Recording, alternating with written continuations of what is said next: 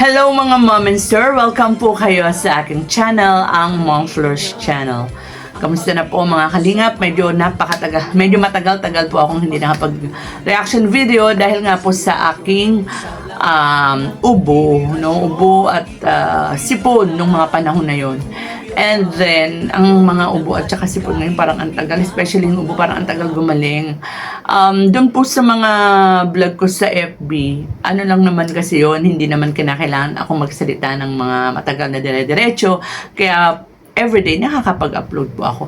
But dito po sa reaction video, pag reaction po kasi need po talaga dire-diretsong pagsasalita. That's why hindi ko po magawang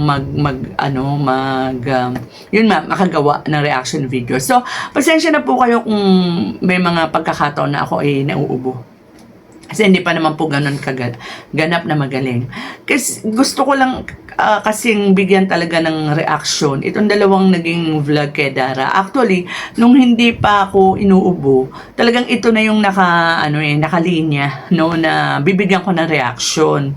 Ito nga po yung kay Kalingap Ian, doon sa Kalingap Tahanan, at saka itong kay Indiano Bicolano. Kahit matagal na, talagang gusto kong mabigyan talaga ng reaction video to. Kasi napakagandang di ba? Parang napakagandang anong tawag dito, bigyan ng reaksyon. So, unahin natin yung kay Kalingap Ian, no? Yung sa Kalingap Tahanan. Sabi, siguro All Souls Day, panahon na All Souls Day to. Sinamahan ni Kalingap Ian si Dara na dalawin yung puntod ng namayapa niyang mama. And nakakalungkot na hindi na nila makita yung pinakapuntod, no? Kasi nga, actually, noon pa naman daw, talagang hindi na nila makita, di ba? Pati yung papa niya kinausap. Kasi nga, sa kadahilanan na yung palatandaan nila ay sa kahoy lang nakasulat yung name. Alam naman po natin na, kumbaga sa alam mo naman ang Bicol, yan, dalawin, madalas yan inuulan. Talagang, kumbaga sa walang tibay na maasahan doon. So, yun nga po nakakalungkot isipin na nung mga panahon na yun, siguro, dala ng kawalan po talaga, nilapida, hindi nila nagawang mapagawa, no? So, nung bumalik sila sa kotse at pinapaliwanag ni Ian doon sa vlog nga po, doon sa video na hindi raw po talaga nila makita yung pinakalabi, no, ng mother ni Dara, ay kitang-kita ko doon sa mukha ni Dara yung kanyang parang kalungkutan, and parang parang medyo pigil pa yung pagluha ni Dara doon. And maiintindihan po natin, and nalungkot talaga ako kasi kahit nasabihin natin na yun ay mga labi na lang at matagal ng panahon na yun, pero yung the mere fact na alam natin na yung mahal mo sa buhay ay dun mo inilagak at nandun yung kanilang mga remains, pagkatapos hindi mo na makita, parang talagang ibang lungkot ang mararamdaman mo dyan, talagang emptiness. Kasi kahit nasabihin natin na makikita mo naman sila sa picture, kung ala-ala din lang, yung tulad ng sinasabi ko, yung katotohanan na alam mo na nandun yung labi ng mahal mo sa buhay, pagkatapos hindi mo makita. Masakit po yun. Kaya parang sabihin natin na parang naaawa ako kay Dara. So, lalo na, no, alam naman natin na pagdating talaga sa usaping yung mother niya, di ba, napapayak talaga si Dara. Yan yung isa sa parang nakaka-depress kay Dara. So, siguro, pag-pray mo na lang, Dara, kung nasaan man si mother mo, nakikita naman niya na ginawa mo yung lahat para makita yung kanyang labi. Anyway, in the spirit naman, alam natin, no, na nakikita ni mama mo na talagang tulad ng sinabi ko, ginawa ninyo yung magagawa ninyo at naiintindihan ni mama mo na yung sitwasyon ninyo noon, kaya hindi nyo nagawang parang ma-save yung alaala, no? Anyway, siguro okay lang na tanda naman ni Dara yung lugar siguro pagka pagka hindi nga lang niya makita yung eksaktong lugar. Siguro pagka ganun nga, pag gusto mo dalawin, pag birthday ng mama mo, or yan, pagka All Souls Day, pwede kang pumunta dun sa lugar na yun, and magdasal para sa kanya. Para tuloy naalala ko yung lesson ko sa No Limit Tangre, yung merong chapter po kasi doon na si Crisostomo Ibarra ay hindi niya rin makita-kita yung pinaka puntod ng kanyang ama naman. Kasi nga, ang palatandaan lang din na ginawa noon, kasi si Crisostomo Ibarra, di ba, nasa ibang bansa, ay isang kahoy na krus, no, kung saan nandun yung kanya, ng pangalan, yung pinakapalatandaan. So, nung pinapanood ko yan, ang naalala ko nga, yung isa kong lesson doon sa No Limit Tangre. So, ayan, after nung makapagkagaling nila doon sa sementeryo, ay sinabi ni Dara na pupunta siya sa apartment ni Joy kasi pupunta yata sila doon sa Velvet Box kasi magpipirma sila, pipirmahan na nila yung mga nung nag-live sila ay nag-order ng mga Velvet Box watch, no? Ato ina-order ko to nung si Dara yung nagla-live selling, and magpipirma at nakasama, maswerteng nakasama sa napirmahan. Syempre nirequest ko yan, yung box. Ayan, no? Ito yung pirma ni Joy. Maliwanag yung kay Joy. Maliwanag na maliwanag. Kaya lang kay Dara, wala na halos. Ayan, parang bakat na lang. Medyo malabo. Maybe, yung pen na ginamit. Yung pen na ginamit nila sa pagpipirma. Anyway, lang naman yung pirma. Ang importante is yung nakasuporta tayo, no? Nakasupport tayo sa kanila. So, speaking of Velvet Box, kung di ako nagkakamali, mamaya magla-live selling uli si Dara at saka si Joy. So, supportan po natin kahit hindi po tayo magmamine, ay manood po tayo, mapadama natin na nandun tayo para kay Dara at kay Joy. At syempre, mas maganda kung may extra pera naman at may magustuhan kayo, mag-mine po kayo.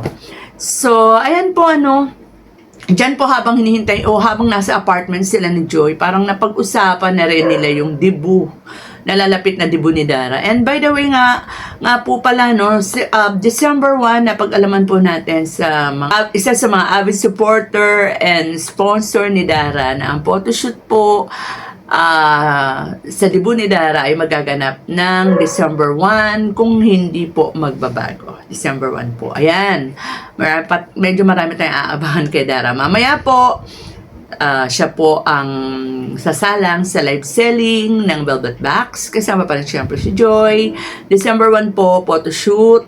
At of course, yung pinaka-special na araw, ang kanyang debut. Speaking of debut, naitanong sa kanya ni Ian is kung ano ba yung parang ano ba yung gusto niyang mangyari sa debut niya, ano ba yung ideal debut niya, di ba? Madami mga tinanong si Ian. Pero, ang nagmarka sa akin na sagot ni Dara is yung hindi na siya naghahangad ng marangyang debut, yung bonggang debut. Kasi sabi niya, kahit na sabihin natin na ito ay hindi sa kanila manggagaling ng gastos o may mag-sponsor ng kanyang debut, is nahihiya raw siya kasi alam niya na pinagtatrabahuhan ng mga nag-i-sponsor sa kanya yung kung ano man yung nangyayari sa kanyang debut. Kaya para sa kanya, yung kung simple lang, kung ano lang, basta may daos lang, okay na sa kanya. So, ganon pinahahalagahan ni Dara yung mga tulong ng kanyang mga sponsors kasi alam niya na pinagtatrabahuhan din ng mga sponsors yung ibinibigay na tulong, no, sa kanya. And sana lahat ng mga beneficiaries, no, hindi lang sa Kalingap, kundi sa lahat, na sana makita ninyo na ang mga ibinibigay na tulong sa inyo ng mga sponsors ay tunay na pinaghihirapan. Kasi 'di ba may mga beneficiary na parang pagka dinadalaw muli ng Kalingap team yung bahay, parang hindi nalilinis, 'di ba? Pero kay Dara ang linis-linis pa rin, 'di ba? At maipagmamalaki natin si Dara ay isa sa mga nagpapahalaga sa pinaghirapan ng sponsors, 'di ba? And speaking of sponsors, no, nung nabanggit ko nung dumalaw si Kuya Robin kay Dara, ay nagdala siya just in time talaga, no, after nung bagyong Yuan, na talagang walang kuryente, walang nakasarado yung mga tindahan. Timing na timing talaga na dumating o dinala doon ni Indiana Bicolano, ni Kuya Robin, kasama niya si Kalingap Nico, na talagang pasan-pasan yung napakabigat na package, no? And kaya pala napakabigat pagbukas ay mga dilata na mga pagkain na kailangan talaga nila Dara sa ganung pagkakataon. And ito po'y galing sa Dara Globe supporters, and ang nabanggit po dyan ay si Ma'am Eddie Wow.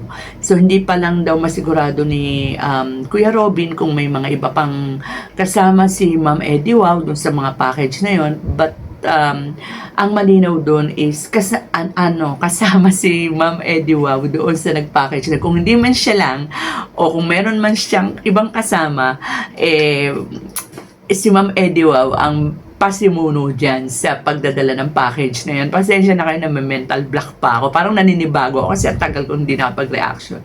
And nagpapasalamat tayo dito sa magkapatid na to na kahit sila rin binagyo noon, di ba? Super lakas ng bagyong Yuan na talagang ang naging sentro ay ang lugar nila. Pero andun sila, inisip nila si Dara, no? And ang maganda kay Kuya Robin, kapag may pinadala yung sponsors, talagang agad-agad, no? Talagang pag may pagkakataon, talagang pinapadala niya. Hindi lang pala yung package, pati yung pera na 8,000 daw yun. Kaya lang, 7,000 pala yung naibigay ni Kuya Robin. Kasi yung natitirang 1,000, inabot yata ng kawalan ng signal. Tama po ba ako? Parang ganun yung pagkaintindi ko. So, ayan. Tulad ng sinabi ko kanina, maraming salamat sa mga nag-sponsor, patuloy na nag-sponsor kay Dara na walang hinihinging kapalit, walang demands, walang kung ano-ano, basta ang gusto lang nila ay matulungan si Dara, lalo na yung mga pangunahing pangangailangan ni Dara. And hindi sila yung tipong kung ano-ano pang mga hinihingi na dapat eto Dara may kapartner ka, dapat eto, walang ganun-ganun. Basta sila kung ano yung kailangan ni Dara sa health, sa pag-aaral, sa mga pangunahing pangangailangan, nandyan po ang mga mababait at totoong nagsusuportang mga sponsors ni Dara na nandyan po sa Dara International, Dara Global Supporters, and Dara Nationwide. So, ayan, sana sana wag po kayong magsawa sa pagtulong sa batang ito na napakabuti po ang kalooban. So with that, mga kalingap, mga kadarabels, hanggang dito na lang po muna ang ating kwentuhan. Ingat po tayong lahat, and God bless.